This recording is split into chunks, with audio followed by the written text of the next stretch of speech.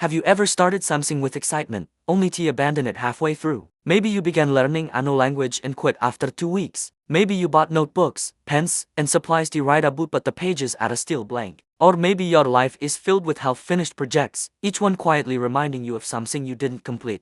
And every time you see them, you feel that familiar weight, guilt. If that sounds like you, if your life is cluttered with unfinished dreams, then this story is for you. Because once, there was a man who couldn't finish anything he started, until one encounter taught him a secret that changed everything. Stay with me. Once upon a time, in a quiet field surrounded by green hills and winding roads, lived a young carpenter named Marcus. He was 28 years old, gifted with his hands, and overflowing with creative ideas. But Marcus had a problem that followed him everywhere. He couldn't finish anything. His workshop was a graveyard of abandoned projects, a chair with 3 legs, a table without a surface, a cabinet missing its doors. Every corner held the remains of a dream that had once felt exciting but was never completed. When neighbors asked, "Marcus, when will the bookshelf be ready?" he would smile awkwardly and reply, "Soon. You just need to work on something else first." But soon never came. His father, a respected carpenter who had taught Marcus everything, would visit the workshop, look around, and sigh. "My son," he would say gently, "a carpenter is not measured by how many projects he starts, but by how many he finishes." Marcus always nodded. He always promised to do better.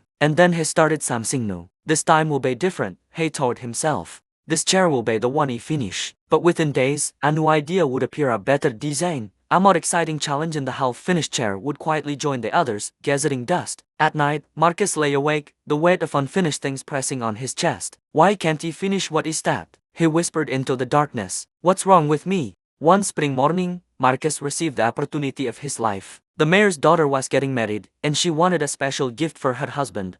A hand-carved wooden chest, beautiful, unique, and forgettable. She visited Marcus's workshop, saw the talent hidden in the unfinished pieces, and sighed, "You know, you can make something extraordinary. I'll pay you well." You need it in 3 months. Marcus's heart leapt. This was it. This would be the project that proved he could finish. For 2 weeks, he worked with passion. The chest began to take shape. The wood was flawless. The carvings were stunning. People whispered, "This will be his masterpiece." Then Marcus saw a design for a jewelry box in a book. "It's small," he told himself. "I'll finish it quickly." The small project became a bigger one. Then another idea appeared. Then another. 3 months passed like water through his fingers. The wedding day arrived. The chest sat in the corner of his workshop unfinished. No more lid, no more lock, half the carvings incomplete. As wedding bells rang in the distance, Marcus stood frozen at his door. The mayor's daughter had hired another carpenter. Marcus didn't just lose the job, he lost his reputation. And worse, he lost respect for himself. He collapsed onto the floor, surrounded by unfinished wood, and for the first time in his life, he cried, "I'm tired of being the man who almost did something great."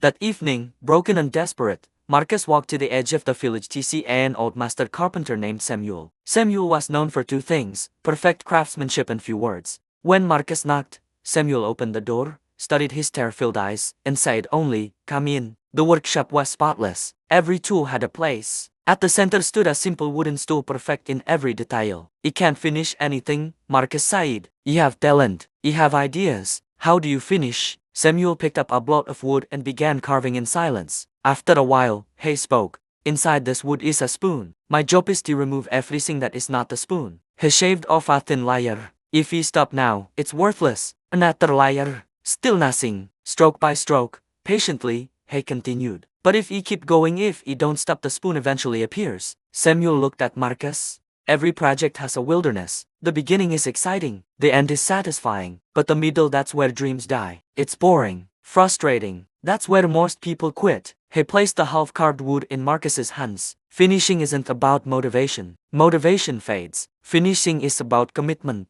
Then he said, "For the next 30 days, choose one project, the smallest one, and touch it every day. Even for 10 minutes. Finish one thing, because the man who can finish one thing can finish anything." Marcus went home and chose a small wooden stool. "This one," he said. "You will finish this one." The next morning, before excuses appeared, he worked for 10 minutes. Then again the next day, and the next. Some days were boring. Some days temptation whispered new ideas. But he touched the stool every single day. On day 12, something changed. He felt pride, not in starting but in continuing. On day 23, the stool was finished. Marcus sat on it. It held his weight perfectly, and in that moment, he understood. He wasn't broken. He had just never learned how to finish. Months passed. His workshop transformed. Finished furniture replaced unfinished dreams. 6 months later, the mayor's daughter returned. Can you make the chest? She asked. For our anniversary, Marcus smiled. Yes, and this time, I'll finish it. And he did. This story isn't about carpentry. It's about you. Finishing is a skill, not a personality trait. And it can be learned. Remember this.